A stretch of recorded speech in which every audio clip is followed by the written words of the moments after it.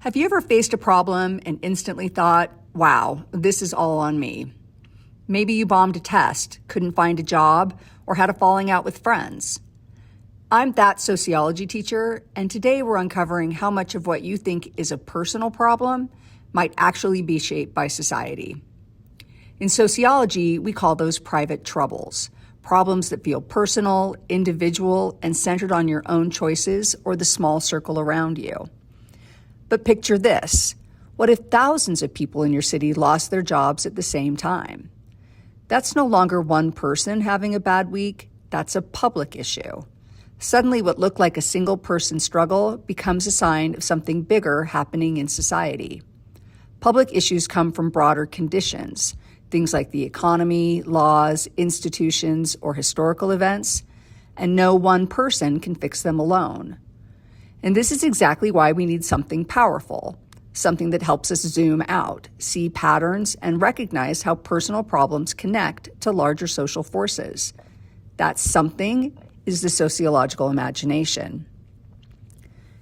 Wright Mills introduced this idea back in 1959, and it basically gives us a superpower, the ability to step outside our own perspective and understand the bigger picture. It's like switching from selfie mode to Google Earth. Take high school dropout rates. If we only look at the individual, it's easy to say, well, that's their fault. But when we use the sociological imagination, the picture changes.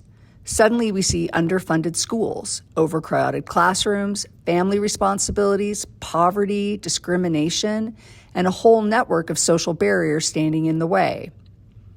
What looked like a personal failure now connects to wider patterns. Another example could be grades. If a student is failing a class, the first reaction is often they didn't try hard enough or they're just lazy. That turns it into a personal problem, something about motivation or effort. But when we use the sociological imagination, the story gets bigger. We start to see students working after school to help their families, unreliable internet at home, overcrowded classrooms, limited access to tutoring, learning differences, or stress and anxiety that affect concentration. When large numbers of students struggle academically, it's no longer just about individual effort.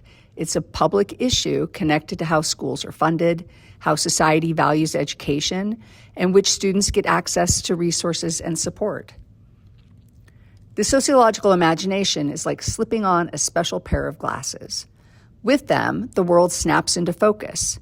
You start to see how personal experiences are shaped by history, culture, and social structures, and how your life is connected to the lives of millions of others. It reminds us that personal troubles don't happen in a vacuum. They're part of a much bigger story. In this video, you learn about what feels like a purely personal problem can actually be shaped by larger social forces. In the next video, we're taking this one step further.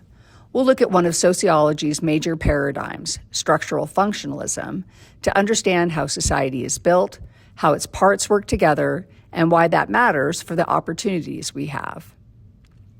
Thank you for watching, and be sure to follow the link below to access the sociological imagination activity, an example of the suggested assignment, and the key vocabulary.